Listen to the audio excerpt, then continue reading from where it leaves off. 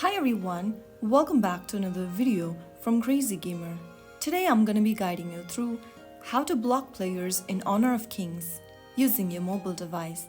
To block someone or your friends on Honor of Kings, first of all open up the game on your device and then open up the Friends tab on the right hand corner of the screen. After you get inside your Friends tab, go ahead and tap on two human icons at the bottom of the screen.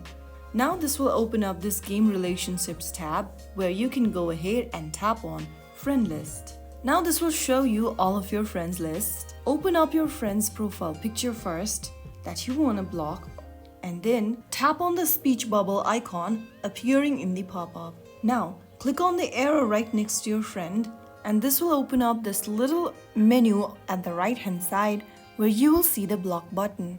To block the contact, tap on block. Confirm that you would like to add the person to the block list by tap and confirm. Right after you do that, you will then be able to block the player.